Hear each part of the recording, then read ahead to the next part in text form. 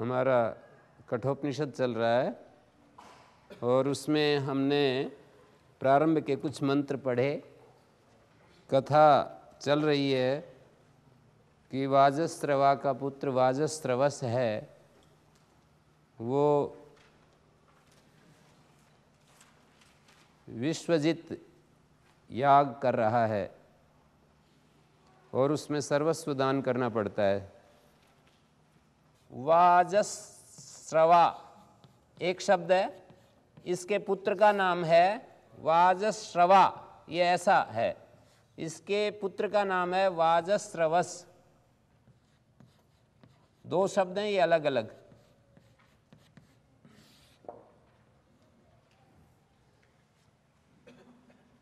वाजस्रवस का पुत्र है नचिकेता।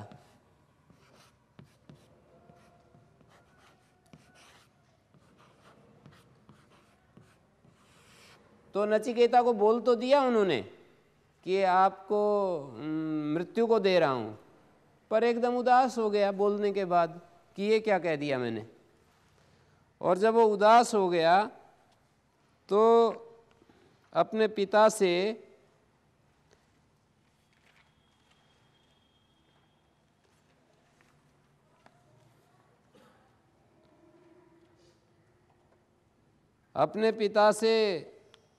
एक बात कहता है कि आपको उदास होने की क्या बात है, ये मनुष्य तो ऐसे ही जीते हैं, मरते हैं, आते हैं, जाते हैं, जैसे शस्य, जैसे फसल पैदा होती है, जैसे शस्य पैदा होता है और वो बड़ा होता है, फिर उसको काट लिया जाता है।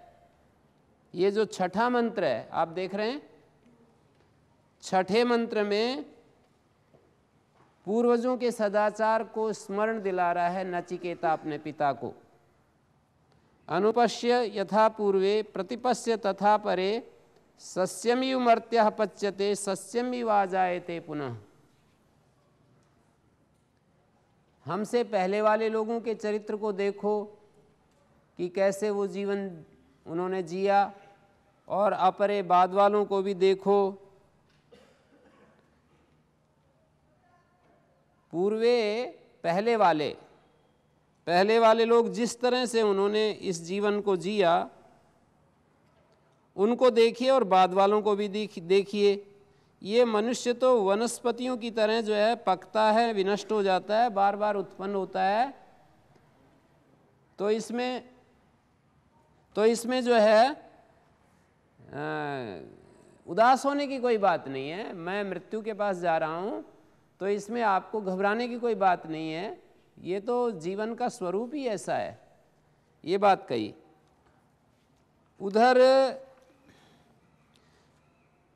जब नचिकेता को ये कह दिया गया कि आपको मृत्यु को देता हूँ, तो नचिकेता एक बात सोचता है। पांचवें मंत्र में ये बात कही, बहुनाम एमी प्रथमा बहुनाम एमी मध्यमा। अपने आप को वो अधम नहीं मान रहा है कि बहुतों में मैं प्रथम कोटि का हूँ, बहुत सारों में तो मैं पहले नंबर का हूँ, और बहुत सारे लोगों में मैं मध्यम हूँ, अधम तो कम से कम नहीं हूँ। ऐसा वो विचार कर रहा है।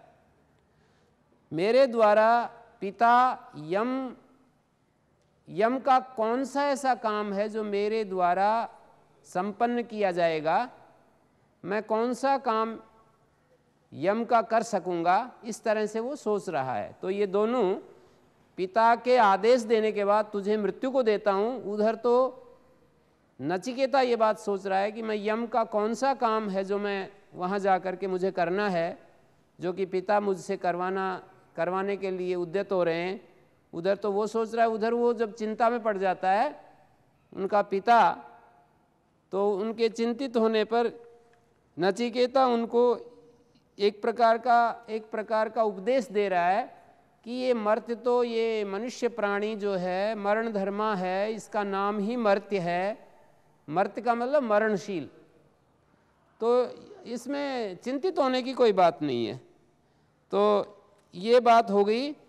अब वो उनके घर चला जाता है, वहाँ जाकर के वो 3 रात तक बिना खाए पिए उनके घर पर रहता है। और आचार्य यम जो हैं,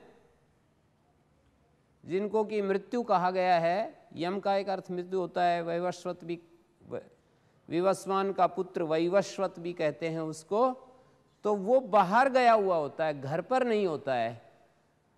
3 दिन के बाद जब वो घर पर आता है तो घर में जब वो पहुंचता है तो जो लोग घर में रह रहे हैं कि ये ब्रह्मचारी ने धरना दे रखा है और आपके घर में ये 3 दिन से भूखा प्यासा है, इनको कुछ खाने पीने की, कुछ जल आदि के बारे में कुछ पूछो, अतिथि है ये हमारा पूज्य, और इनसे बात कीजिए, ऐसे वो सूचना देते हैं। ये 7वें मंत्र में वही कहा है, वैश्वानरः प्रविशति अतिथिर ब्राह्मणो गृहान तस्येतां शांतिम कुर्वन्ति हर वैवस्वतोदकम। हे वैवस्वत, हे वैवस्वत, हे यम, इनके लिए जल लाओ। ये वैश्वानर जो ब्राह्मण है, साक्षात अग्नि का रूप धारण किया हुआ जो ये ब्राह्मण है, अतिथि है, ये हमारे घरों में प्रवेश कर रहा है या किया है इसने, इसकी शांति के लिए जो है आप पूछिए। तस्य एताम शांतिम कुर्वन्ति, साधुजन जलादि प्रदान कर शांत करते हैं। तस्य एताम शांतिम कुर्वन्ति, इस वाक्य का अर्थ होगा तस्य, उस ब्राह्मण की शांति करते हैं। करते हैं क्रिया है, कौन करते हैं पूछूं तो? आपसे मैं ये पूछूं, तस्य एताम शांतिम कुर्वन्ति,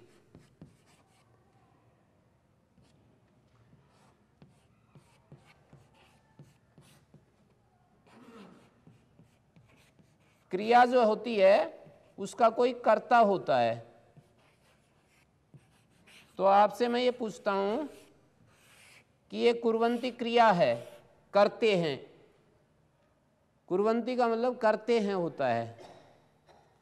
उस ब्राह्मण की आव भगत करते हैं, कौन करते हैं? साधुजन करते हैं। जो अच्छे लोग होते हैं वे जो हमारे घर में अतिथि आते हैं उनकी आव भगत करते हैं, उनकी पूजा करते हैं। ब्राह्मण का मतलब होता है ब्रह्म को जानने वाला, ब्रह्म का वेत्ता। ब्राह्मण का मतलब जो जिसके अंदर जिज्ञासा है, जिसके अंदर तपश्चर्या है, जिसके अंदर ज्ञान को सीखने की भूख है, उसको ब्राह्मण कहते हैं। ज्ञान पाने के लिए जो लालायित है उसको ब्राह्मण कहते हैं। तो तस्य एताम शांतिम कुर्वन्ति, यहाँ पर ना अ और ए मिल करके आई हो गया है।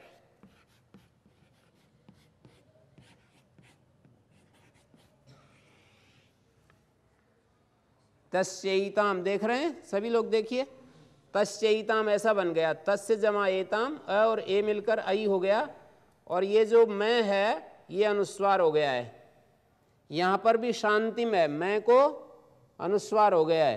कोई भी व्यंजन जिसको आप हल कहते हैं, हल कहते हैं ना, कोई भी हल अक्षर परे हो मानी व्यंजन परे हो तो मैं जो है अनुस्वार में बदल जाता है, मकार अनुस्वार में बदल जाता है। ये मैं जो है यहाँ पर अनुस्वार में बदल गया, यहाँ भी मैं अनुस्वार में। कब बदलता है ये? कोई भी व्यंजन परे हो, जैसे श परे है तो मैं अनुस्वार में बदल गया, क परे है तो। यदि स्वर परे हो, परे का मतलब समझ रहे हैं, इस तरफ स्वर हो तो मैं ही रहता है, वो स्वर उस मैं में मिल जाता है। जैसे इसमें बहुत सारे ऐसे आते रहते हैं, दिखा देंगे आपको।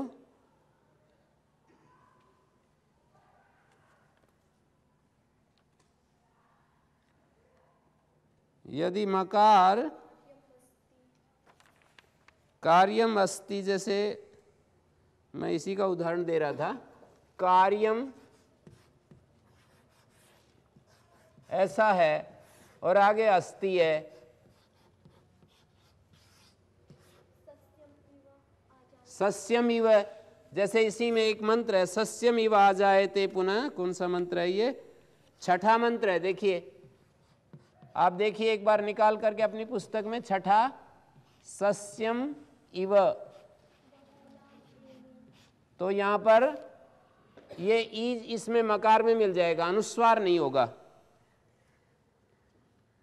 ये इव इसमें मिल जाएगा, तो फिर इस तरह लिखेंगे इसको। इसी तरह बहुनाम एमी, बहुनाम एमी, तो इस ए को इस मैं में मिला देंगे और कैसे लिखेंगे? बहुनाम एमी, इसको मिला देंगे तो इस तरह लिखेंगे।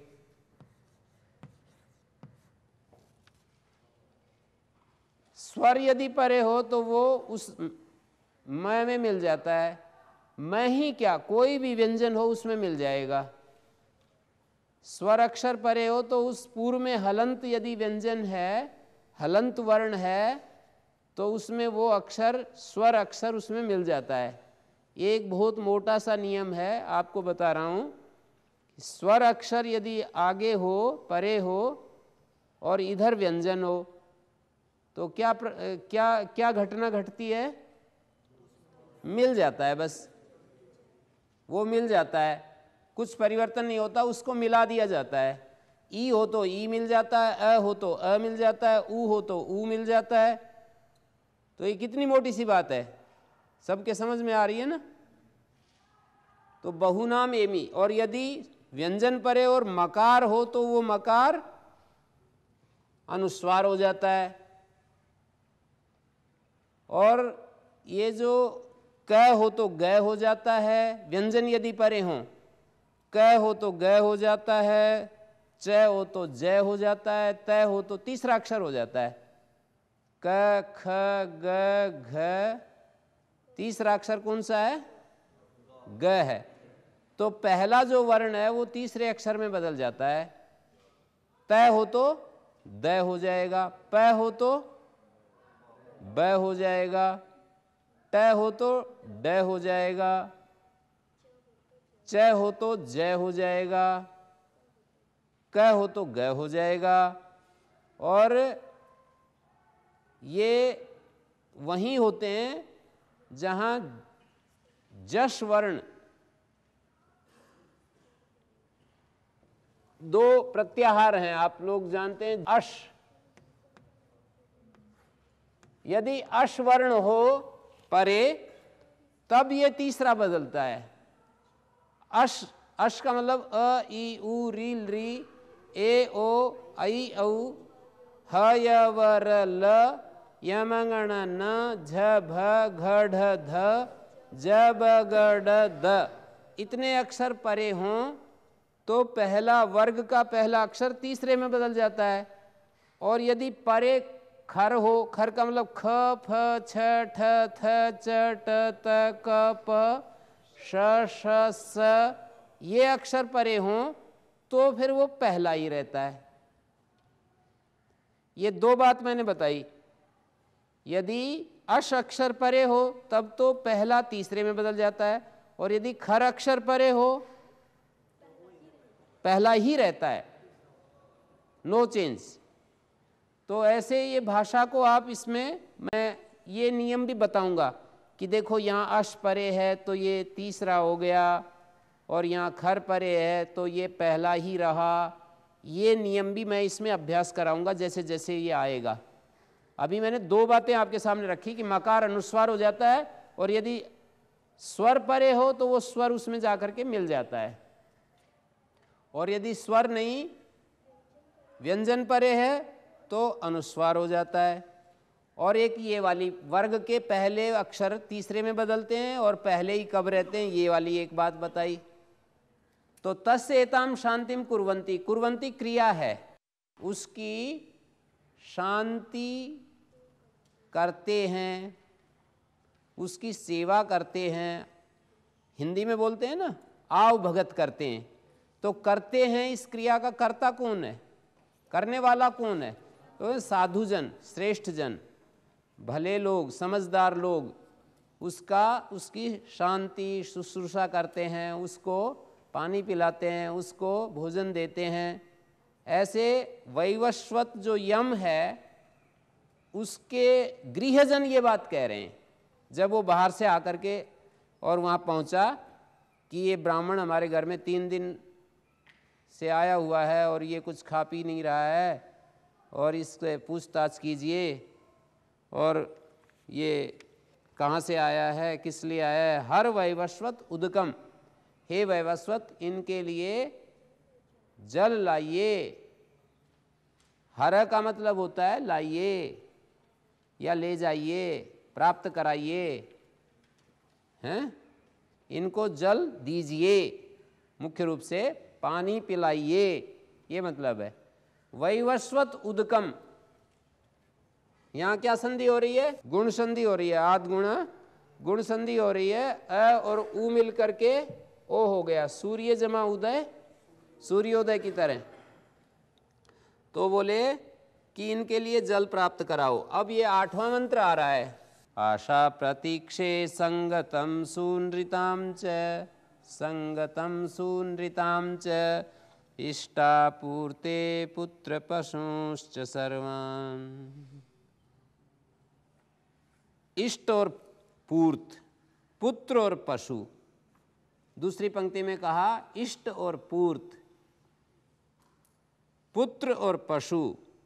एतत् वृंगते पुरुषस्य अल्पमेधस, अल्पमेधा वाले, कम समझ वाले। अल्पमेधा क्या होती है? कम समझ। मेधा हमारी बुद्धि को कहते हैं। याम मेधाम देवगणाः पितरश्चोपासते बोलते हैं। जिस मेधा की उपासना करते हैं ऋषिगण देवगण, वो मेधा मुझे मिल जाए आज ही, ऐसी प्रार्थना की गई है। तो अल्पमेध स पुरुषस्य, अल्पमेधा वाले पुरुष के ये सारी चीज़ें, एतत् वृंगते, ये सब चीज़ें वो हर लेता है। एतत् वृंगते पुरुषस्य अल्पमेध स, अल्पमेधा वाले पुरुष की ये जितनी चीज़ें गिनाई हैं, क्या क्या गिनाई? आशा, आशा का मतलब ये होता है जो अज्ञात पदार्थ हैं उनकी कामना। हमारे को कुछ ऐसी कामनाएं होती हैं जो चीज़ें हमारे को अभी पूरी हमें प्राप्त नहीं है, या हम जानते नहीं हैं। ऐसी चीज़ों की जो कामना है वो आशा है। और प्रतीक्षा का मतलब ये होता है कि जो ज्ञात चीज़ें हैं, कुछ चीज़ें अज्ञात होती, कुछ ज्ञात होती है। ज्ञात वस्तु को प्राप्त करने की कामना तो प्रतीक्षा कही गई है, और अज्ञात पदार्थ की कामनाएं तरह तरह की होती हैं। तो उनके 2 विभाग कर दिए। एक तो अज्ञात पदार्थों की कामनाएं, मानी अज्ञात पदार्थ की कामना आप कहेंगे कि कैसे होगी? सुन करके हो जाती है। जैसे दूसरे से सुनकर हमारे अंदर कामना पैदा हो जाती है कि ये चीज़ें भी हमें मिलनी चाहिए। और ज्ञात पदार्थ की कामनाएं, जिनको हमने जाना है, समझ लिया है, मतलब देखा है, उसको दोबारा हम चाहते हैं। तो ज्ञात पदार्थ की कामनाएं और अज्ञात पदार्थ की कामनाएं। तो अज्ञात पदार्थ की कामनाएं तो आशा शब्द से कही गई, और ज्ञात पदार्थ की कामना प्रतीक्षा शब्द से कही गई। और संगतम का मतलब है, संगतम का अर्थ है जो सत्संगति से प्राप्त होने वाला जो फल है वो संगतम है। और सुंदरिता का मतलब होता है सुंदर वाणी। सुंदरिता शब्द का अर्थ है सुंदर वाणी। तो ये 4 चीज़ें हो गई। अप्राप्त अज्ञात पदार्थ की कामना आशा, और ज्ञात पदार्थ की कामना प्रतीक्षा, संगतम मानी सत्संगति का फल, और सुंदरिता का मतलब सुंदर वाणी। और आगे का इष्ट और पूर्त, यज्ञ से जो फल प्राप्त होता है उसको कहते हैं इष्ट, और पूर्त का मतलब होता है जो हम बाग बगीचे आदि लगाते हैं, कहीं उद्यान लगाते हैं, कहीं धर्मशाला बनाते हैं, कोई ऐसा संसार में कुछ इस तरह का कार्य करते हैं जो कार्य कुछ भले कार्य समझे जाते हैं। जैसे हमने कहीं एक पेड़ लगा दिया, बहुत लगाते हैं गांव में, जो तालाब बने होते हैं वहाँ पर जा कर के पेड़ लगा देते हैं। तो ये जो पेड़ लगाने का काम है इसको कह दिया पूर्त। गांव में कई लोग नाली साफ करते हैं, मेरे संपर्क में कई लोग हैं जो कि गांव में जो नाली गंदी होती है उसको साफ करते हैं, झाड़ू लगाते हैं, गांव में जो गलियां होती हैं झाड़ू लगाते हैं। तो ये सब काम जो परोपकार के कार्य होते हैं, जो प्रत्यक्ष जिनसे हमें लाभ मिलता है, उन कामों को पूर्त कहते हैं। और यज्ञ याग आदि जो कर्म किए जाते हैं, जैसे यज्ञ करते हैं उसको इष्ट कहते हैं। यज्ञ भी सबका भले के लिए होता है। तो इष्ट और पूर्त ये दो चीज़ें बताई, इष्टापूर्ते। पूर्त है, इष्ट को दीर्घ हो गया है। तो इष्ट और पूर्त और पुत्र पशून च सर्वान, और जितने भी पुत्र और पशु हमारे पास होते हैं, सभी पुत्र और पशु इनको एतद् वृंक्ते पुरुषस्याल्पमेधसो, अल्पमेधा वाला जो पुरुष होता है, कम समझ वाला, कम बुद्धि वाला जो पुरुष होता है, ऐसे पुरुष की, अल्पमेधा वाले पुरुष की ये सभी चीज़ें नष्ट हो जाती हैं। कब? अंतिम पंक्ति में बताया, यस्य गृहे अनस्नन ब्राह्मणो वसति, जिसके घर में भूखा ब्राह्मण ठहरता है, वास करता है। यहाँ पर यस्यानस्नन, ये क्षत्रिय प्रत्यय का रूप है। क्षत्रिय प्रत्यय के बारे में क्या बताया था कल? करते हुए, खाते हुए, जाते हुए, पीते हुए, सोते हुए, बैठते हुए। तो अनशनन, भोजन न करते हुए। अशनन का अर्थ होता है भोजन करते हुए, अनशनन उल्टा हो गया, भोजन न करते हुए। यस्य अनशनन ब्राह्मण गृहे, ये संधि हो रही है, ब्राह्मणों, विसर्ग दिखाई देगा जब अलग करेंगे। ब्राह्मणों गृहे वसति, यस्यानस्नन वसति ब्राह्मणों गृहे। वसति का मतलब हो गया वास करता है, ठहरता है। जिसके घर में, यस्य का मतलब हो गया जिसके, गृहे का मतलब हो गया घर में। अनशनन ब्राह्मण, भोजन न करता हुआ ब्राह्मण वास करता है, उस अल्पमेधा वाले पुरुष के ये सब चीज़ें नष्ट हो जाती हैं, या वो ब्राह्मण इन सब चीज़ों को नष्ट कर देता है। एतद् वृंक्ते, एतत् सर्वम वृंक्ते, इन सब को नष्ट कर देता है। वो जो ब्राह्मण है, भूखा ब्राह्मण, इन सब चीज़ों को नष्ट कर देता है। नष्ट हो जाती हैं, ये अकर्मक क्रिया मानी जाएगी। नष्ट कर देता है यदि अर्थ करेंगे तो वो सकर्मक क्रिया हो जाएगी। आपको पता है सकर्मक अकर्मक का क्रिया दो प्रकार की होती हैं, ध्यान दीजिए। एक ट्रांजेटिव वर्ब होती हैं, एक इंट्रांजेटिव वर्ब होती हैं अंग्रेजी के हिसाब से। संस्कृत में उसको कहते हैं सकर्मक अकर्मक। जैसे जिन क्रियाओं में होता है जुड़े, वे सब क्रियाएं अकर्मक होती हैं, मोटी एक पहचान बताता हूं। और जिनमें बने करता है, वे सब सकर्मक होंगी।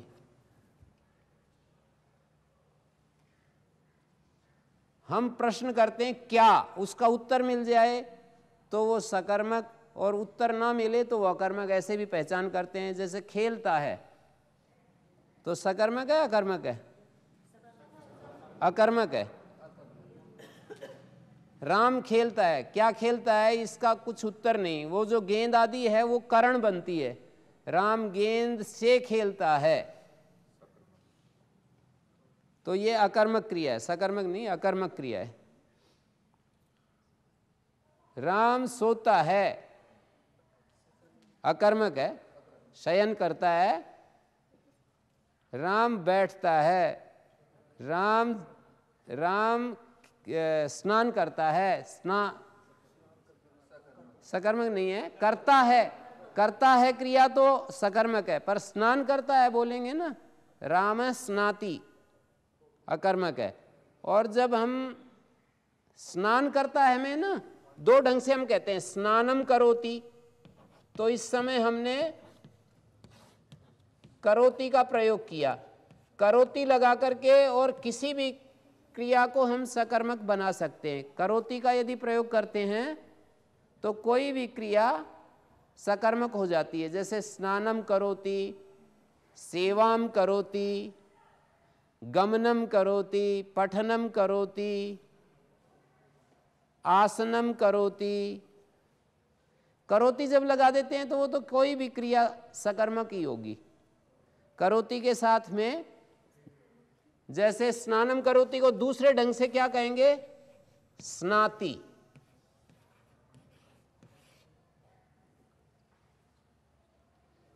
क्रीडनम करोति, इसको दूसरे ढंग से क्या कहेंगे? क्रीडति। कूर्दनम करोति, कूदता है, कूर्दनम करोति, तो दूसरे ढंग से कूर्दते। सेवाम करोति, सेवते। भजनम करोति, भजति। पचनम करोति, पचति। तो इस तरह से ये व्यवहार होता है। अब ये छोटी छोटी बातें आपके, कई लोग कहते हैं, आप लोग कह रहे हो कि संस्कृत समझ में नहीं आती। अब ये जो मैं बोल रहा हूँ ये समझ में, इसमें आने की कोई ऐसी बात नहीं लग रही मुझे कि समझ में नहीं आती। कि हम ऐसे भी बोल सकते हैं स्नानम करोति, और हम स्नाति भी कह सकते हैं। भोजनम करोति भी कह सकते हैं, भुंगते भी कह सकते हैं। भोजनम करोति, भुंगते। शयनम करोति, शेते। पठनम करोति, पठति। गमनम करोति, गच्छति। ध्यानम करोति, ध्यायति। आसनम करोति, आस्ते। ठीक है, ये इस तरह से किसी भी क्रिया के साथ ऐसा आप प्रयोग कर सकते हैं। सेवाम करोति, सेवति। रक्षाम करोति, रक्षति। पानम करोति, पिबति। भोजनम करोति, भुंगते। लेखनम करोति, लिखति। देवदत्तः लेखनम करोति, या देवदत्तः लिखति। आप इस तरह से सीख सकते हो। कितने शब्द बोल दिए, देखो कितने वाक्य बोल दिए। देवदत्तः लेखनम करोति, इसका मतलब है देवदत्तः लिखति। लेखनम करोति, लिखति। दर्शनम करोति, पश्यति बोलते हैं, दृश्यति नहीं बोलते। दर्शनम करोति, पश्यति।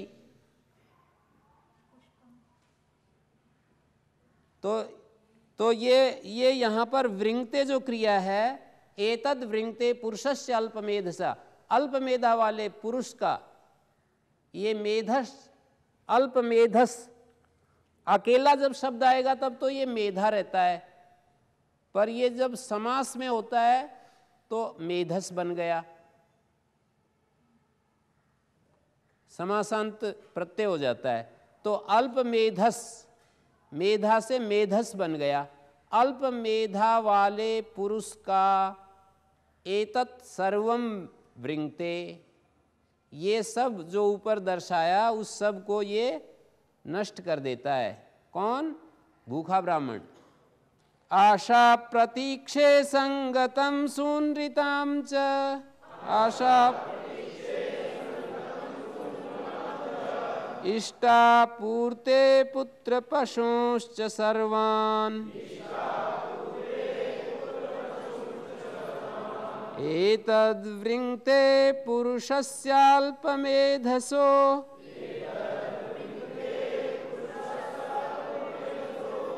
यस्यानश्नन् वसति ब्राह्मणो गृहे। एतद्वृङ्क्ते, देखिए यहां पर मैंने एक नियम बताया था, तय और दय की बात बताई थी। एतद्वृङ्क्ते, अब मैं आपसे पूछूंगा कि यहां पर जो वह है परे, ये अश में आता है या खर में? दो प्रत्याहार आपको याद रखने हैं, अश और खर। यदि अश परे हो तब तो तय को दय हो जाएगा, और यदि खर परे हो तो तय तय ही रहेगा। तो ये वह जो है अश में आ जाता है ना, अयुन रिल रिक एवं अयोच हयवरट, वह आ गया ना। तो अश के पर रहते, आपको सबको ये लिखवाए हुए हैं ना 14 सूत्र, तो उसको आपको ध्यान में रखना है। तो वह के पर रहते तय को दय हो गया। एतद्वृङ्क्ते, यदि यहां पर एतत् करोति यदि लिखेंगे ना, मान लीजिए वृङ्क्ते की जगह मैं करोति लिखूं, करोति लिखूं तो क्या लिखना पड़ेगा फिर?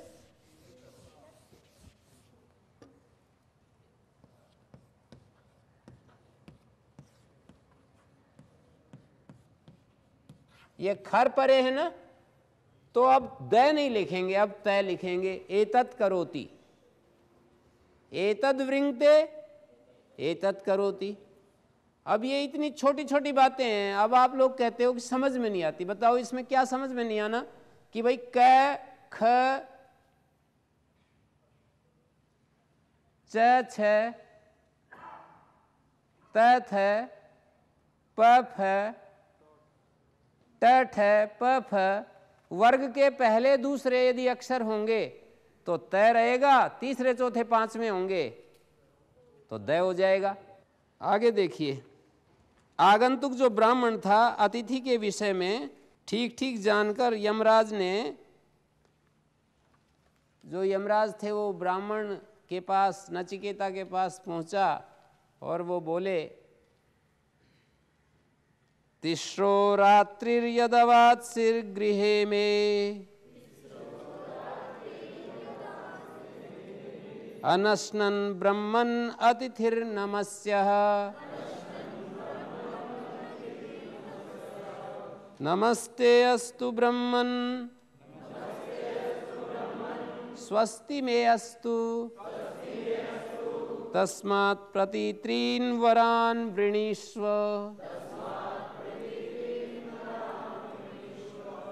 तिस्रो रात्रि यदवासी गृहे में।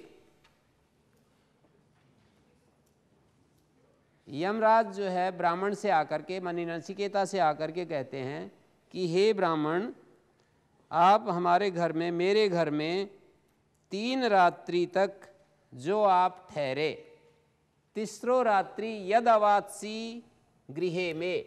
यहाँ पर तीसरा जो है, पहले शुरुआत मैंने जो की थी वो संख्यावाची शब्दों से की थी। पहले दिन जो शुरुआत की थी तो तीसरा शब्द जो है ये द्वितीया का बहुवचन है। प्रथमा के बहुवचन में भी तीसरा होता है, द्वितीया के बहुवचन में भी तीसरा होता है। तिस्रो रात्रि, यहां पर तिस्रो जो है संधि हो रही है, जब संधि विच्छेद करेंगे तो हो जाएगा तिस्रह रात्रि, 3 रात तक। द्वितीया बहुवचन है, कालाध्वनोर अत्यंत संयोगे, एक पाणिनि का सूत्र है, उससे द्वितीया हो जाती है। तिस्रो रात्रि, यहां पर मैंने आपको ये विसर्ग के 6 नियम बता रखे हैं ना, कि कहां कहां। देखो र को यहां विसर्ग हो गया, मंत्र में आप देख रहे हैं र है। तिस्रो रात्रिर यदवात्सी, रात्रिर, तो अब इसको अलग करेंगे तो रात्रि ही यद, अवात्सी। मैंने आपको बताया कि यदि आगे स्वर होता है तो वो व्यंजन में मिल जाता है। यदवात्सी ऐसा बन गया, यदवात्सी, यदवात्सी गृहे में, यहां पर रै को विसर्ग हो गया, रै को विसर्ग हो गया। अवात्सीर था, ये रै ऊपर चढ़ा हुआ था, विसर्ग हो गया। गृहे में, मेरे घर में, मे का अर्थ होता है ते का मतलब तेरे, और मे का मतलब जैसे बोलते हैं ना नमस्ते, तो इसका अर्थ है तेरे लिए नमन, नमस्ते तेरे लिए नमन, और मे का मतलब मेरे लिए। अभी आ रहा है, ये शब्द आ रहा है इसी में। तिस्रो रात्रि यद अवात्सी गृहे में, मेरे घर में 3 रात तक जो तुम ठहरे, वास किया। अवात्सी लुंग लकार का रूप है, जो मेरे घर में तुमने वास किया। वस धातु का अवात्सी रूप है,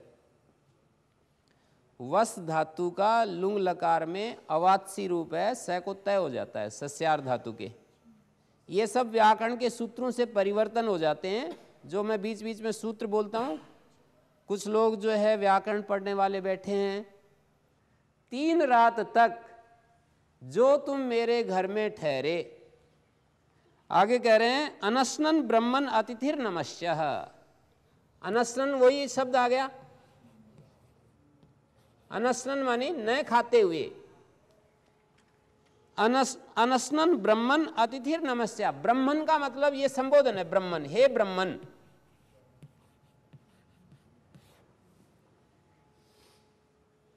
हे ब्रह्मन, जैसे हे राजन, हे ब्रह्मन ऐसे बोलते हैं, हे भगवन संबोधन में ऐसे बोलते हैं। प्रथमा विभक्ति में तो भगवान होता है, प्रथमा विभक्ति में ब्रह्मा रूप बनता है,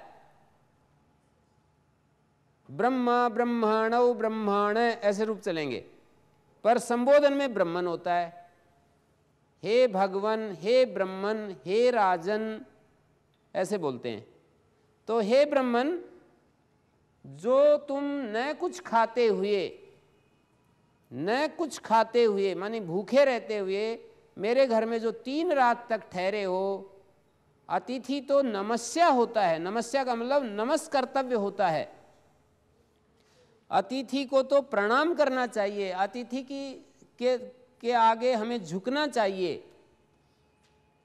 यमराज कह रहे हैं नचिकेता से कि अतिथि तो नमस्य होता है। नमस्य का मतलब क्या होता है? नमन करने योग्य, नमन करने योग्य होता है, सत्कार करने योग्य होता है। नमस्ते अस्तु ब्रह्मन, हे ब्रह्मन मैं तुमको प्रणाम करता हूं। नमस्ते अस्तु, नमस्ते शब्द के साथ अस्तु जोड़ दिया। ते नमस्ते अस्तु, नमस्ते अस्तु जब हम कहेंगे, इसकी व्याख्या करके खोलेंगे तो ये हो जाएगा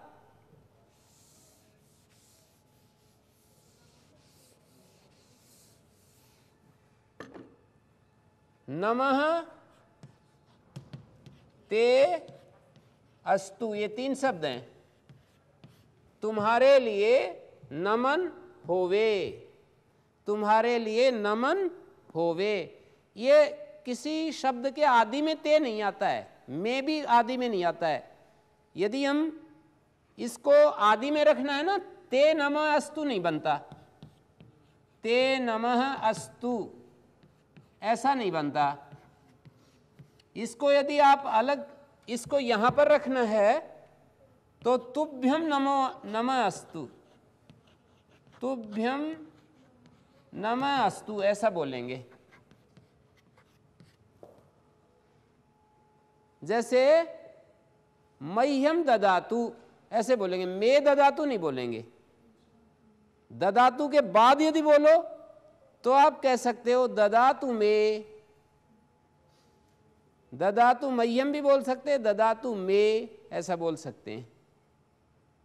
बाद में आने पर ही में ते इन शब्दों का प्रयोग होता है, मानी शब्द वाक्य के आदि में ते में नहीं प्रयोग किए जाते। ये सारी बातें अष्टाध्यायी के सूत्रों में लिखी हैं। जो भी कुछ मैं बोलता हूं वो दिमाग से नहीं बोलता हूँ, अष्टाध्यायी में जो लिखा है वो याद किया हुआ है, वो केवल दोहरा रहा हूँ। मतलब इतनी बातें याद थोड़ी रहती हैं, सूत्र याद हैं, इसलिए वो याद आ जाती है। सूत्रों की महिमा है ये सारी।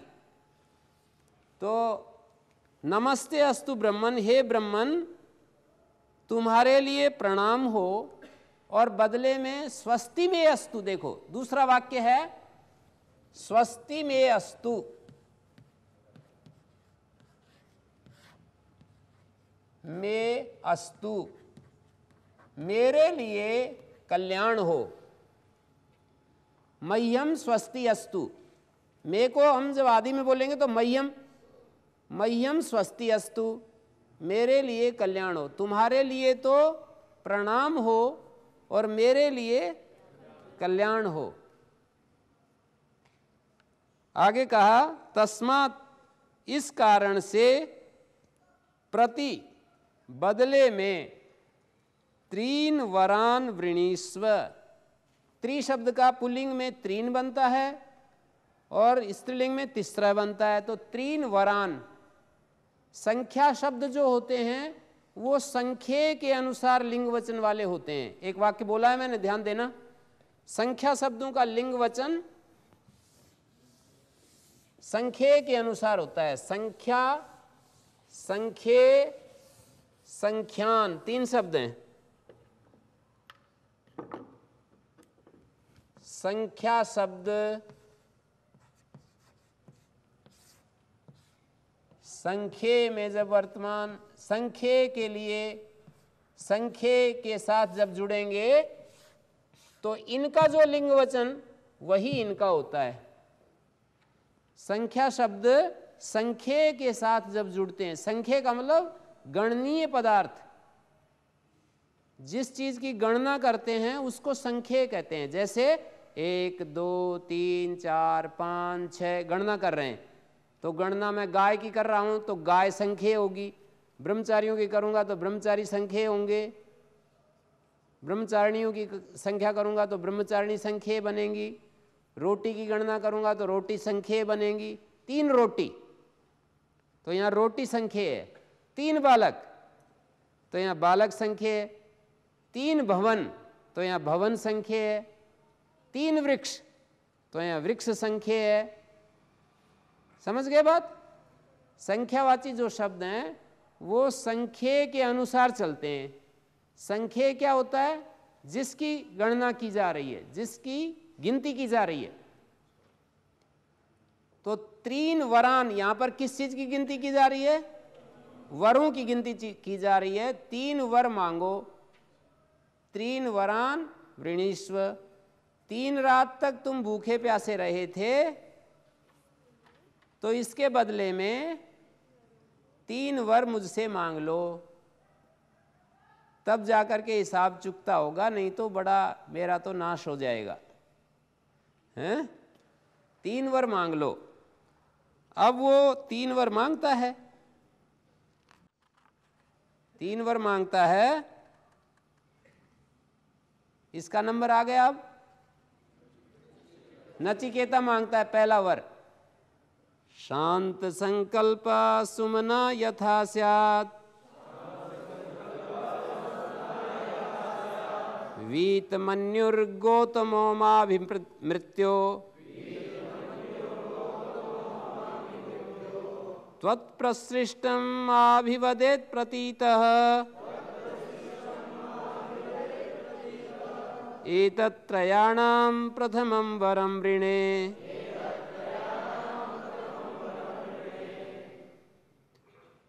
उनके पिताजी चलते समय थोड़े से क्रुद्ध हो गए थे। क्रोध में कुछ बात ऐसी कह दी थी कि जिससे उनको मानसिक तौर पर थोड़ा सा गुस्सा आ गया था। तो सबसे पहला जो वर मांगता है नचिकेता, वो कहता है कि मेरा पिता जो था वो क्रोधित हो गया था, क्रुद्ध हो गया था मेरे ऊपर, तो शांत संकल्पा सुमना यथा स्यात्। हे मृत्यो, यहां पर जो दूसरी पंक्ति में मृत्यो शब्द आया है, मृत्यु का संबोधन जैसे साधु का संबोधन, तो हे मृत्यु माँ भी गौतमो वीतमन्यु सुमना शांत संकल्पा यथा स्यात्। माँ अभी मेरे प्रति, मेरी तरफ, माँ अभी, माँ का मतलब होता है मुझसे, माँ अभी, इन दोनों का अर्थ बनेगा मुझसे, मेरी और मुझसे। हे मृत्यु माँ भी है ना, ये माँ भी, माँ अभी, इन दोनों को ये ऐसा बन गया, माँ भी, माँ अभी, अभी होता है और तरफ, टूवर्ड्स बोलते हैं अंग्रेजी में। तो माँ भी मेरी और मेरे लिए या मेरी तरफ, हे मृत्यु गौतम, ये जो गौतम है मेरा पिता, उसको गौतम कहा है यहाँ पर, वाजस्रवस को यहाँ पर गौतम कहा है, गौतम। वीतमन्यु, वीतमन्यु शब्द का अर्थ है, वीत का मतलब है चला गया है, मन्यु जिसका, वीतः मन्युर्यस्मात् या यस्य,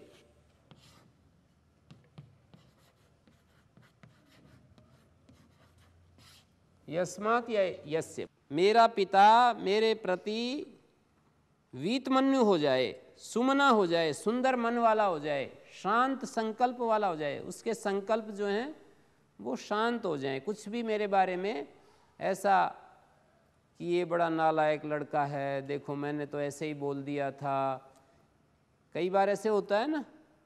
मेरा पिता वीतमन्यु, क्रोध रहित हो जाए, मेरा पिता सुंदर मन वाला हो जाए, मेरा पिता शांत संकल्प वाला हो जाए। उनका जो संकल्प है, उनकी जो मनस्थिति है वो शांत हो जाए।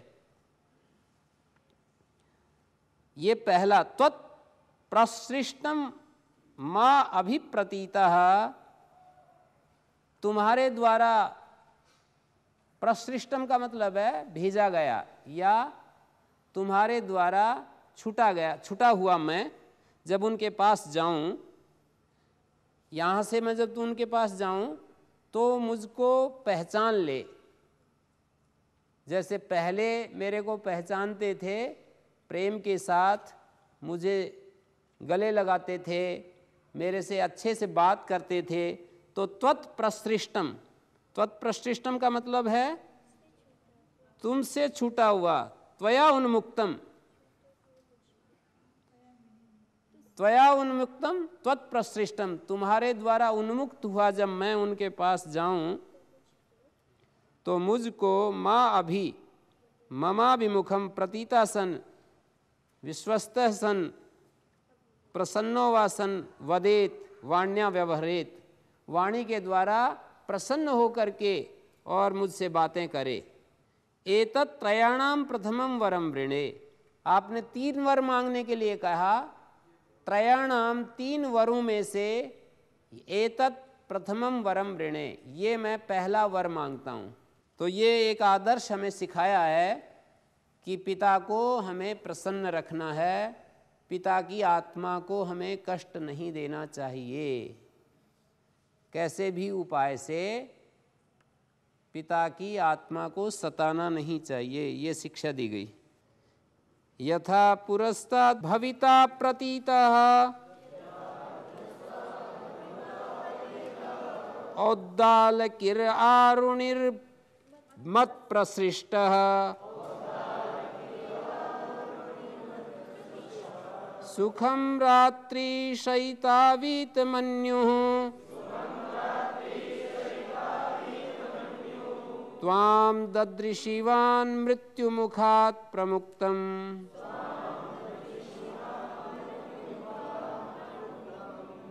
अब ये वो उनको वर दे रहे हैं, नचिकेता को अभीष्ट वरदान की प्राप्ति करवा रहे हैं यमराज यथा पुरुषात् भविता प्रतीतः, नचिकेता को कह रहे हैं यमराज कि मेरे अनुग्रह से उद्दालक वंश में उत्पन्न, यहाँ पर उद्दालकी आरुणी, एक बात मैं बताता हूँ, उद्दालक एक शब्द है और इससे एक दूसरा शब्द बना दिया औद्दालकी।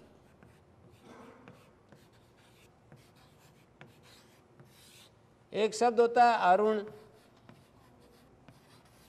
दूसरा शब्द बना दिया आरुणी। ये ज्यादातर ई जो होता है अपत्य को कहने के लिए आता है। अरुण का पुत्र आरुणी, उद्दालक का पुत्र औद्दालिकी। तो ये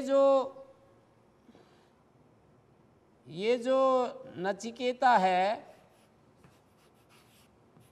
एक ही पिता का पुत्र हो सकता है, या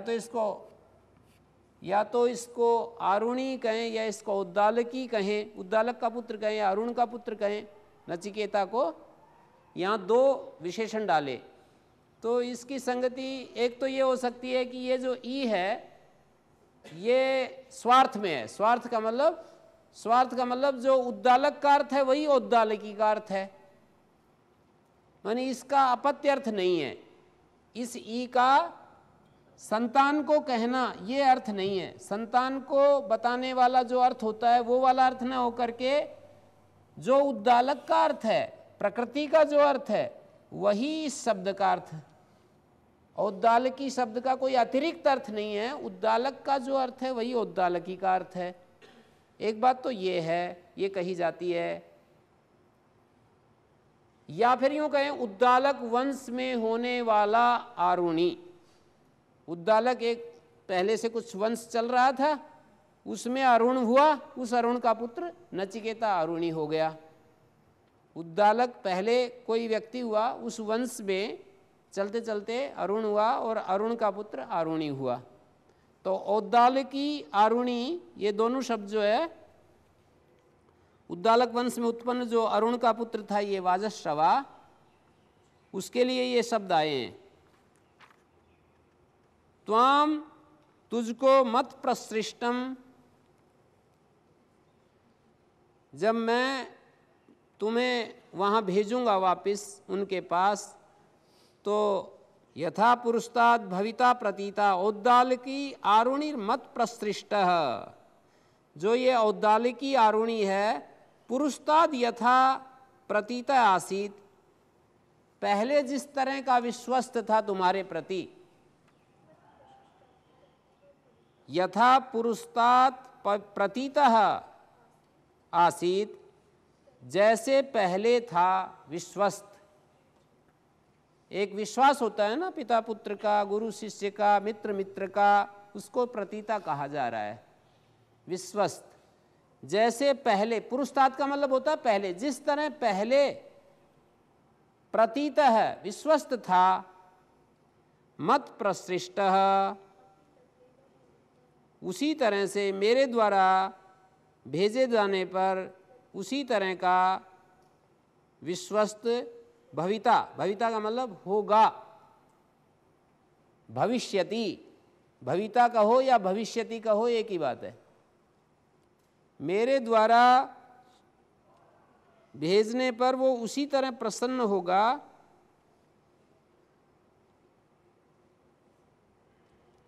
मेरे द्वारा भेजा गया तुम, मेरे द्वारा मत प्रसृष्टा, ये किसका विशेषण है? मत प्रसृष्टः प्रथमा विभक्ति है, मत प्रसृष्टः। औद्दालकी का विशेषण है, तो ऐसा लग रहा है औद्दालकी आरुणी मत प्रसृष्टः भविता, प्रतीता भविता, प्रसन्न होगा, मेरे द्वारा समझाया गया या मेरे द्वारा निर्देश दिया गया वो प्रसन्न होगा। औद्दालकी आरुणी मत प्रसृष्टः, मेरे द्वारा समझाया गया, मेरे द्वारा बोधित हुआ वो प्रसन्न होगा। सुखम रात्रि शयिता वीतमन्यु, और क्रोध रहित होकर के वो सुखपूर्वक रात्रि में शयन करेगा। रात्रि यहाँ पर बहुवचन है, सुखम विशेषण है। सुखम शयिता, सुखम रात्रि शयिता। देखिए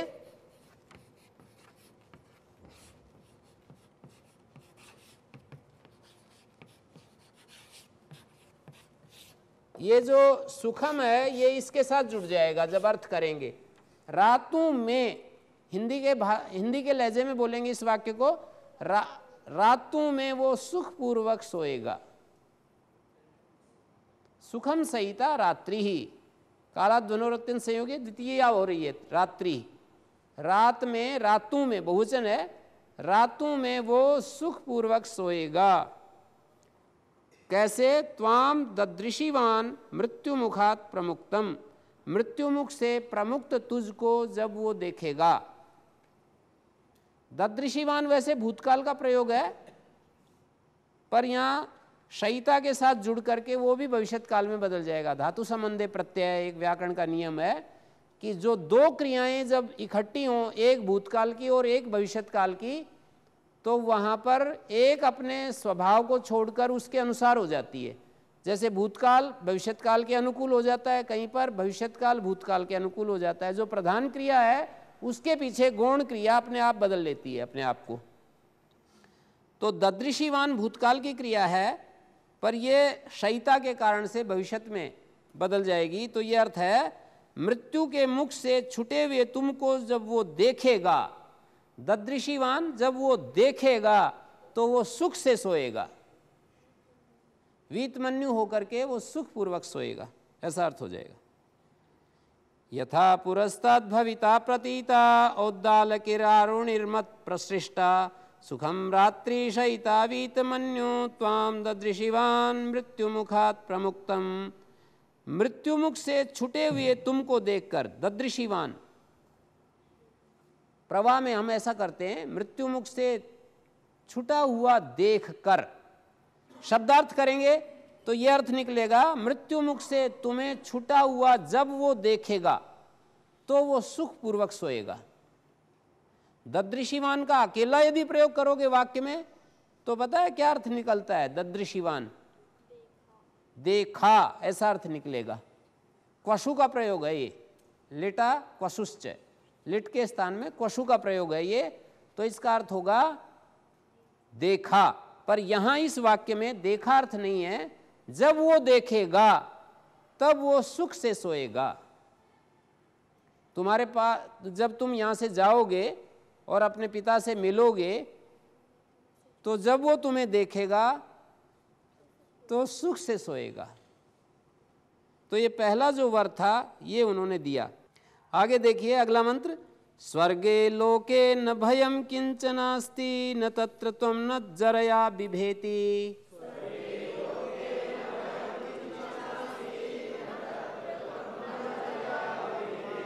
उभेति त्वासनाया पिपासे शोकातिगो मोदते स्वर्गलोके।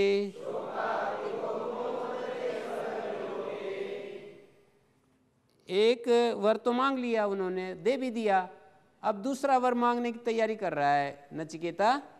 स्वर्गे लोके न भयम किंचनास्ति, स्वर्ग लोक में भय नाम की कोई चीज नहीं है। स्वर्गे लोके भयम किंचन अपि भयम नास्ति, न भयम किंचनास्ति, किंचन थोड़ा भी, किंचनास्ति, इसको अलग अलग करेंगे तो ये हो जाएगा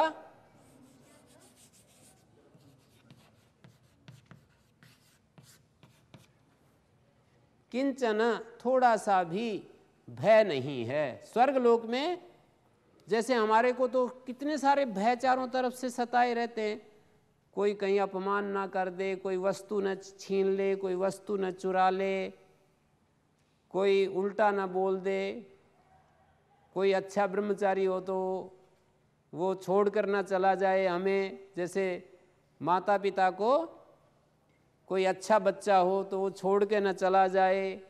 इस तरह से बहुत सारे भय, व्यापार में घाटा न आ जाए, कितने सारे भय होते हैं। बूढ़े ना हो जाएं, मर ना जाएं, एक्सीडेंट ना हो जाए, कितने सारे भय रहते हैं। तो कहते हैं स्वर्ग लोक में न भयम किंचनास्ति, स्वर्ग लोक में थोड़ा सा भी भय नहीं है। न तत्र त्वम न जरया बिभेति, वहाँ पर यमराज भी नहीं है। न तत्र त्वम, त्वम मानी, त्वम मानी तुम नहीं हो, तुम कौन? यमराज से बातें हो रही है ना, वहां पर यमराज भी नहीं है। न जरया बिभेति, और जरा कहते हैं बुढ़ापे को, वृद्धावस्था से भी कोई, बिभेति क्रिया का कर्ता कौन है? जरया बिभेति, बुढ़ापे से भी कोई नहीं डरता है। बुढ़ापे से भी कोई नहीं डरता है स्वर्गलोक में। बुढ़ापा है ही नहीं तो डरेंगे कहां से? बुढ़ापे से भी कोई नहीं डरता है। न तत्र तुम न जरया बिभेति, वहां पर जरा से कोई नहीं डरता है। उभे तीर्थवा अश्नाया पिपासे, तीर्थवा शब्द पहले आया है ना एक दिन, अविद्या मृत्युम तीर्थवा, तीर्थवा आया ना। उभे दोनों, अश्नाया पिपासे तीर्थवा, अश्नाया होता है भूख और पिपासा होती है प्यास। दोनों, भूख और प्यास, इन दोनों का उल्लंघन करके, इन दोनों का अतिक्रमण करके, शोकाति गो मोदते स्वर्गलोके, स्वर्गलोक में शोक से पार गया हुआ प्रसन्न रहता है। शोकाति ग, शोक से पार गया हुआ, मोदते प्रसन्न रहता है। शोक से पार गया हुआ व्यक्ति मोदते खुश रहता है। मोदते क्रिया का कर्ता कौन है? शोक से पार गया हुआ व्यक्ति, उसको यहां पर कर्ता के रूप में बोला। शोकातिगः मोदते। तो ये तो स्वर्ग का वर्णन स्वयं जो है नचिकेता ही कर रहा है, उसकी महिमा गा रहा है कि जी हमने ऐसा सुना है कि स्वर्गलोक में ऐसा ऐसा होता है। अब अगले उसकी दूसरे वर की याचना कर रहा है। स्वत्वम अग्निना स्वर्गमध्येसि मृत्यो,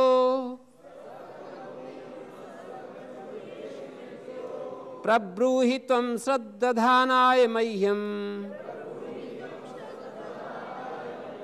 स्वर्गलोका अमृतत्वं भजन्ते। अब यहां पर कहता है हे मृत्यो, सत्वम स्वर्गम अग्निम अध्येसी, सत्वम अग्निम स्वर्गम अध्येसी मृत्यो। हे मृत्यो, हे यमदेव, हे यमराज। पहली पंक्ति मृत्यो जो संबोधन है, हे मृत्यो, मृत्यु का संबोधन। अग्निम स्वर्गम अध्येसी, त्वम स्वर्गम, वह तू, सत्वम बोलते हैं ना, वह तू। संधि विच्छेद करेंगे तो ये ऐसा हो जाएगा, संधि में स के आगे विसर्ग नहीं सुनाई देते कभी भी। स शब्द के आगे विसर्ग नहीं सुनाई देंगे, जब अलग करोगे तो विसर्ग आ जाएंगे। सत्वम स्वर्गम अग्नि, अग्निम स्वर्गम है तो इसको अन्वय करेंगे तो अग्निम बाद में और स्वर्गम, मंत्र में तो अग्निम पहले है स्वर्गम बाद में है। स्वर्गम जो है विशेष्य है, अग्निम स्वर्गम विशेषण है, अग्निम विशेष्य है। तो वाक्य में विशेषण पहले होता है, विशेष्य बाद में। जैसे बोलते हैं काला घोड़ा, रक्त वस्त्र, लंबा आदमी। घोड़ा काला ऐसे नहीं बोलते हैं, बोलने का प्रचलन क्या है? काला घोड़ा, लंबा आदमी, छोटा आदमी, सुंदर बालक, काले बाल, सफेद बाल, ऐसा ही बोलते हैं ना। तो स्वर्गम अग्निम ऐसा बोलेंगे, अग्निम स्वर्गम। ये तो श्लोक के अनुसार आगे पीछे कर देते हैं।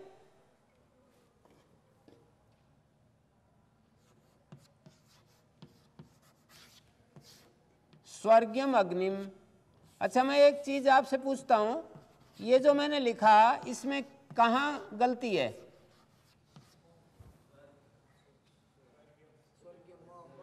ये जो मैंने बताया था ना कि स्वर यदि परे हो तो ऐसे नहीं लिखते हैं, फिर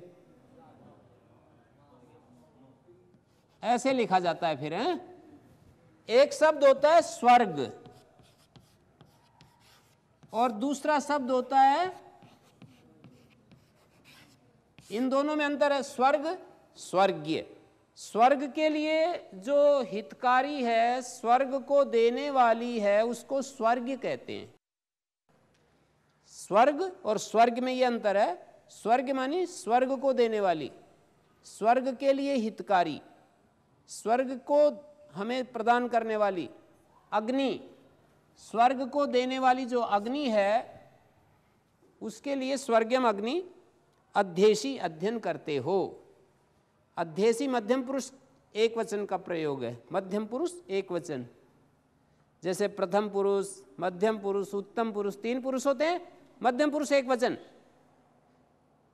सत्वम अग्निम स्वर्गम अध्येशी मृत्यु। हे मृत्यु, हे मृत्युदेव, तुम स्वर्ग साधक अग्नि का अध्ययन करते हो, तुम्हारा ये विषय है, सब्जेक्ट है। स्वर्ग को देने वाली अग्नि का अध्ययन करते हो। अध्येशी का मतलब है अध्ययन करते हो। प्रब्रूहि त्वं श्रद्धानाय मह्यम। त्वं श्रद्धानाय मह्यम प्रब्रूहि, उस स्वर्ग साधक अग्नि का प्रवचन कीजिए। प्रब्रूहि का मतलब मध्यम पुरुष एक वचन, प्रवचन कीजिए। श्रद्धालु मुझको, मैं श्रद्धालु हूं इस विषय में। श्रद्धानाय मह्यम, श्रद्धावान मेरे लिए, जो मैं श्रद्धा रख रहा हूं, इस विद्या को सीखना चाहता हूं। श्रद्धानाय मह्यम, मेरे लिए प्रब्रूहि, प्रवचन कीजिए। स्वर्गलोक अमृतत्वम भजन्ते, यहां पर भजन्ते एतद ऐसा था, भजन्ते था और आगे एतद है। तो भजन्ते का जो ए था, इसका ए भजन्तय, पहले तो ऐसा बनेगा, ए को अय हो जाता है ना, जैसे ने अन,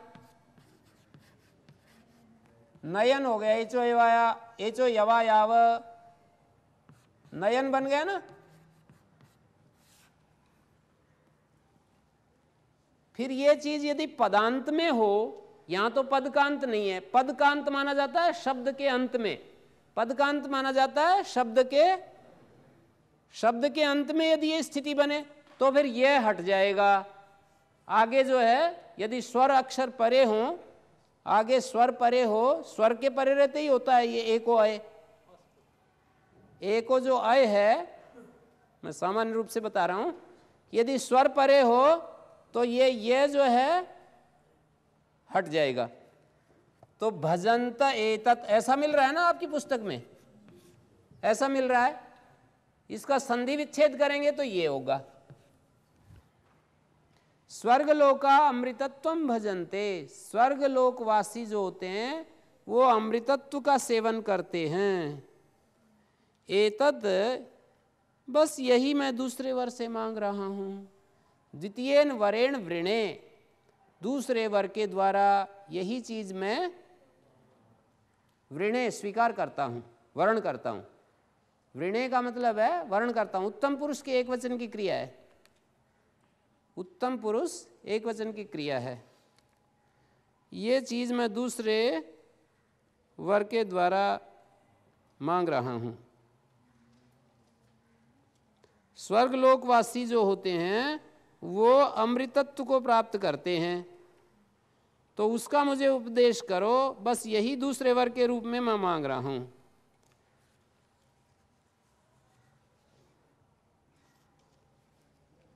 तो अग्नि विद्या का उपदेश करते हैं। अब वो कौन? यमराज। प्रत्यब्रवीमि तदुमे निबोध, स्वर्ग्यम अग्निम नचिकेतः प्रजानन्,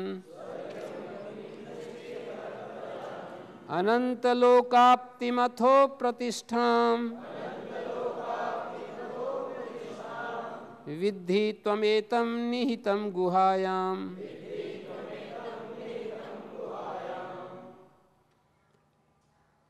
अब वो मैंने अभी थोड़ी देर पहले एक नियम बताया था, लौकिक भाषा और वैदिक भाषा में अंतर। आपके सामने एक बात रख रहा हूं, देखिए समझ में आ जाएगी। प्रते ब्रवीमि तदुमे निबोध है। प्रते ब्रवीमि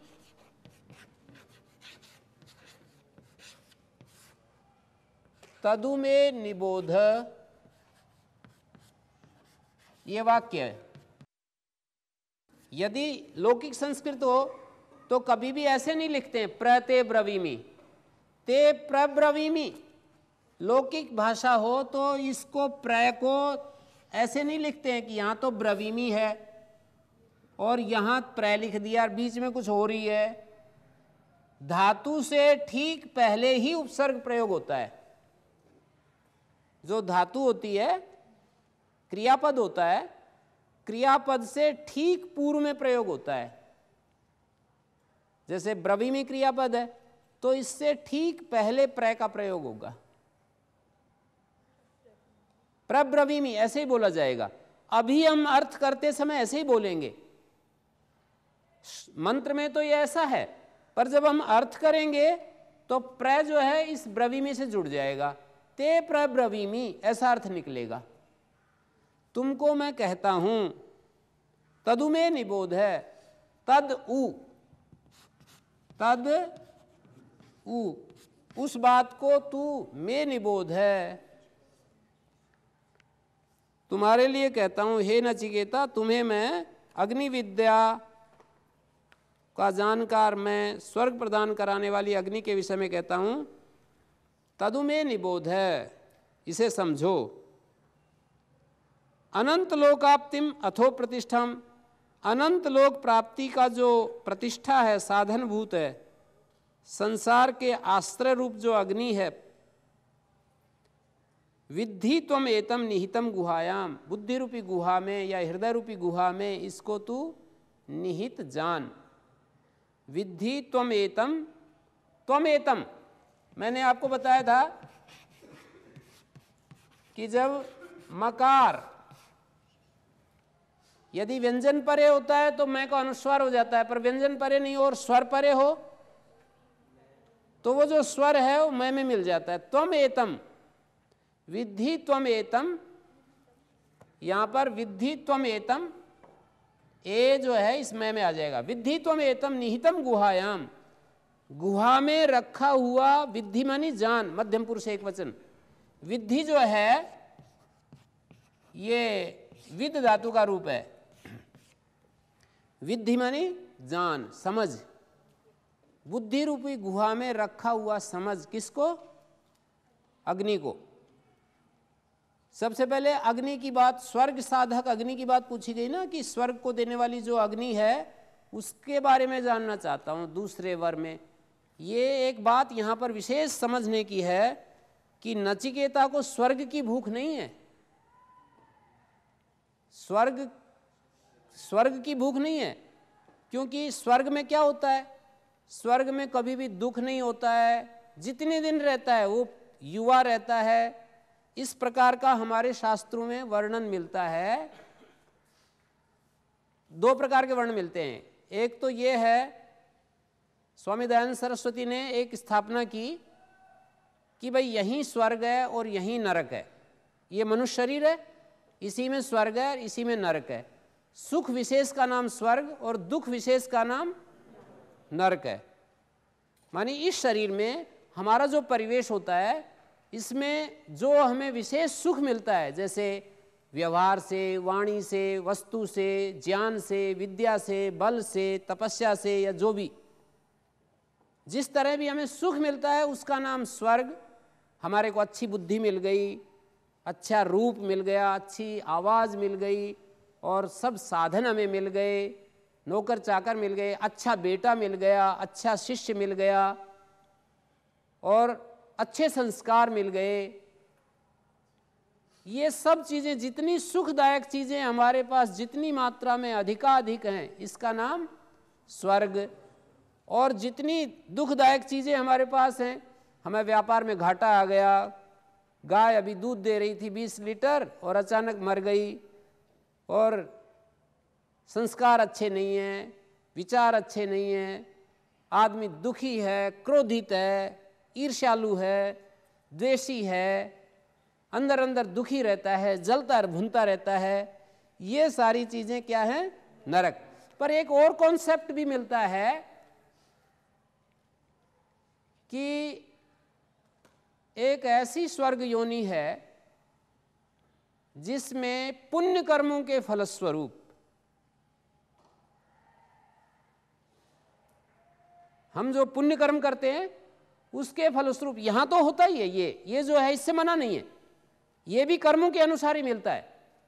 इस मनुष्य शरीर में जो मिलता है वो भी कर्मों के तहत ही मिलता है, इसमें बिल्कुल भी मतभेद नहीं है। पर इसके अलावा एक और कॉन्सेप्ट भी, जैसे कि यहाँ पर वर्णन आ रहा है, एक और कॉन्सेप्ट भी है कि इस शरीर से अलावा एक सूक्ष्म शरीर, और उस सूक्ष्म शरीर में स्वर्ग और नरक ये दोनों होते हैं। माने नरक में तो हर क्षण दुख ही दुख होता है, वो ऐसा शरीर नहीं होता, दृश्य शरीर नहीं होता है जैसे हमारा। वहां इंद्रियां तो हैं पर इस तरह का ये स्थूल शरीर नहीं है, और उसमें दुख के सिवाय कुछ भी नहीं, हर क्षण दुख ही दुख, दुख ही दुख, दुख ही दुख। जो अत्यंत घृणित और दुष्ट कर्म करते हैं ऐसे लोगों को वो नरक योनि मिलती है, और उस योनि में एक क्षण के लिए भी सुख नाम की चीज नहीं होती। और वो जैसे उसको भूख लगी तो भूखा मरता रहता है, मरता रहता है, मरता रहता है, उसको भूख सता रही है, वो तड़फ रहा है, पर उसको भोजन नहीं मिलेगा। तड़फ रहा है, ऐसे तड़फता रहेगा पर उसको भोजन नहीं मिलेगा। उसको कोई इच्छा होगी कि मेरे ये चीज़ मिलनी चाहिए, उसको वो इच्छा पूरी नहीं होगी। बस वो उस इच्छा में, जैसे कि कभी आपने देखा होगा कि हमें कोई कामना उत्पन्न हो जाए और वो मिले नहीं तो हमारी कितनी बेचैन स्थिति होती है। उस समय जोर से इच्छा पैदा हो जाए हमारे अंदर और वो हमें मिले नहीं तो हमारी कितनी बेचैन स्थिति होती है। तो ऐसे उसको इच्छा हो गई पर वो उसकी पूरी नहीं होगी। और इसी तरह से इसका उल्टा स्वर्ग में क्या होता है, संकल्प मात्र से जितने दिन वो उस स्वर्ग में रहेगा उतने दिन तक संकल्प मात्र से उसकी सारी इच्छाएं पूरी होंगी। जैसे उसने इच्छा की कि मैं चंद्रलोक में जाऊं, संकल्प करते ही चंद्रलोक में पहुंच जाएगा। उसने इच्छा की कि मैं इतने दिन तक कोई अच्छी चीज खाऊं, खाता रहेगा। जैसे हमारी इस शरीर की तो सीमा होती है कि हम, शरीर की सीमा होती है कि हम खाएंगे और थोड़े कितना खा सकते हैं, आधा घंटे बाद पेट भर जाएगा। और वही जो चीज़ मेरे को पहले क्षण सुख दे रही थी आधा घंटे बाद मेरे को बुरी लगने लगती है। कोई कहे कि आपको 100 रुपये देंगे, इतना और खा लो, कहे नहीं इसको ले जाओ अब यहाँ से, ऐसी स्थिति आ जाती है। तो वहाँ चूंकि शरीर की सीमाएं नहीं है, आप जितना मर्जी शब्द का सुख, स्पर्श का सुख, रस, गंध, पांचों इंद्रियों के जितने विषय हैं जितनी मात्रा में आप लेना चाहें और जितने समय तक लेना चाहें वो आपको मिलता रहेगा। उसमें बुढ़ापा का भी डर नहीं है। यहाँ तो विषयों में, यहाँ तो जितना भोगे रोग भयम, आदमी भोगों में जाएगा तो उसको रोग का सामना करना पड़ेगा, उसको रोग फल मिलेगा। तो ये कह रहे हैं कि स्वर्ग का हम सुनते हैं, स्वर्ग के बारे में, स्वर्गे लोके न भयम किंचनास्ति, स्वर्ग लोक में थोड़ा सा भी भय नहीं है। न तत्र त्वम न जरया बिभेति, वहाँ पर यमराज का भी भय नहीं है। और बुढ़ापे से भी लोग डरते नहीं हैं वहाँ, क्योंकि बुढ़ापा है नहीं। और वहाँ भूख प्यास भी नहीं है और शोक से बिल्कुल मुक्त रहता है। ऐसे स्वर्गलोक में प्रसन्न जीवन जीता है। स्वर्गवासी, स्वर्गवासी जो होता है वो प्रसन्न जीवन, यदि उसको खाने की इच्छा नहीं है, पीने की इच्छा नहीं है, तो वो ऐसे भी चलेगा, बिना खाए पिए भी चलेगा। ऐसे कहा ना, उभे तीर्थवा स्नाया पिपाशे, भूख और प्यास उसको ऐसा नहीं है, उसको इच्छा है तो वो पिएगा खाएगा, पर इच्छा नहीं है तो ऐसे भी चलेगा। ऐसा जो स्वर्ग है उसको मैं जानना चाहता हूँ। तो उसमें जो ये तरह तरह का सुख भी वहाँ मिलता है, विभिन्न प्रकार का जो सुख मिलता है, तो वो जो सुख है उसकी इस नचिकेता को प्यास नहीं है। अभी इस उपनिषद को आगे जैसे पढ़ोगे कि वो आत्म ज्ञान के लिए जिज्ञासा करता है कि मैं आत्मा को जानना चाहता हूँ, तो यमराज उसे बताते हैं कि क्या करेगा आत्मा को जानकर, तू ये चीज़ ले ले, तू वो चीज़ ले ले, तेरे को मैं इसको मत मांग। तो वो कहता है कि नहीं नहीं, मेरे को तो वही चाहिए। तो इसी उपनिषद की अंतः साक्षी से ऐसा लगता है कि नचिकेता को किसी प्रकार के सुखों की भूख नहीं है, किन्हीं विशेष जो सुख होते हैं, स्वर्ग सुखों का जो प्रलोभन, वो बिल्कुल उसको नहीं सता रहा है।